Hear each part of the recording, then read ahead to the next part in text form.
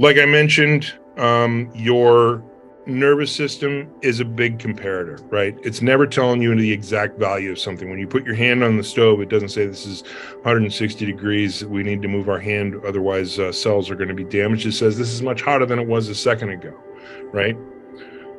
When you get up in the middle of the night and you smell gas, that you're being woken up by your nervous system because the moment before the gas was at zero and now it's high. So there's a big difference between the two. Your nervous system is telling you there's a huge gap in between what the last measurement was and what this measurement is. But the fire folks will tell you get out of the house immediately because you're only going to smell that gas for about 10 minutes. This is because your nervous system normalizes after a while. And this is a huge point because this is what drives hedonic adaptation from a general why everybody has to chase the almighty dollar to a point where you just, you're not the richest man in the world right now, so you got to get there, right? You get up to a point where the money is ridiculous and you're still chasing. That's because of hedonic adaptation. That's because of your nervous system that is equalizing over time. After about 10 minutes, you go from low gas to high gas. Then about 10 minutes, you're high gas to high gas, you can't smell it anymore. That's exactly why. It's because your nervous system will normalize. But the gas is still there and the gas will kill you. So you don't want to think it's a dream, go back to bed because the gas will kill the whole family. Well, the same is true for your emotions. Now, nervous system creates all of our emotions, okay? And true to form, it uses only two things to compare to each other to create 100% of our emotions that we have from the time of our birth to the time of our death. And again, these are the decision-making drivers. When we are afraid, that gets us up out of the chair and gets us moving across the room away from whatever it is that we're afraid of. Spiders, snakes, a loss of a Super Bowl, whatever it is. The two variables that come together to create our equation of emotion, our expectation and or preference, and our perception with an appraisal process. Your expectation or preference is basically just that. I'll show you in a second the slide where that comes from. It's very easy to understand where your expectation and preference comes from about any one thing. And then your perception is a little different because your perception is how you're processing the things that are coming through your awareness and whether or not you think those things are good or bad associated with something that you have on your self map. Okay? And the rule of thumb is when your expectation and or preference is balanced with your perception, where they match, then you're going to have a positive emotion that's a result. If they don't match or if they're imbalanced, you're going to have a negative emotion that is a result. Okay? And that's just in general on valence. You have positive emotions and negative emotions that are associated with your entire emotional output. And this is a general rule of if it's balanced, it's going to be a positive emotion. And then there are other details that we'll have to analyze whether or not it's going to be positive anticipation or just happiness or relief or whatever it is.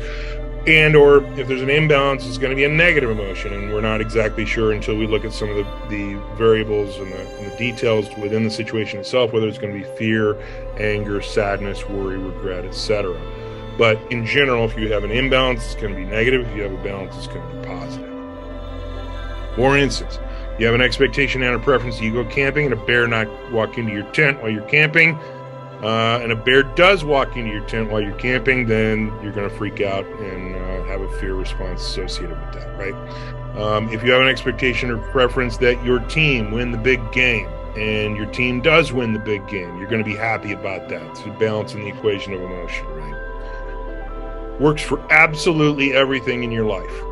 Absolutely everything. So you've got this cell phone that you just got, you want it to be amazing, and it turns out to be amazing, then you have a positive emotion associated with cell phone purchase. If you have a expectation that the thing works out of the box and it doesn't work out of the box, it's DOA, then you're going to be pissed off at the brand, at the experience, at the whole situation. And this works, of course, for everything. If your relationship's going great, awesome. If your relationship's not going great, then that sucks. Now, this does have a negative proof. At any point that you do not have an expectation and a preference, or that you don't have a perception, you're going to have no emotional reaction as a result of that single equation of emotion. And this is critical because a lot of people like to bleed over and get a little confused about, let's say you want to know, or you have a preference of who you want to win the Super Bowl, right? But you don't know who won the game. Let's say you work late, you didn't stay up at night, you're just waking up in the morning. You don't have an emotional reaction about the Super Bowl win or loss of your team if you don't have a perception down there on the bottom of the page. So you're not going to have an emotional reaction to the game itself. It could be driving you nuts that you don't know the score of the game. That is a different equation of emotion. That is where your expectation and a preference would be that you would want to know the score of the game and you don't know the score of the game. So that creates the imbalance. That creates the frustration or the anticipation of you wanting to get that score of that game. But regarding the game itself, whether or not they won or lost, you don't have a perception. So you're not going to have an emotional reaction about the game itself until you look at the score. Similarly, let's say I don't have an expectation or preference about who won the high school lacrosse championships in Canada, right? No offense to the Canadians. I don't give a shit who won or lost the lacrosse championships.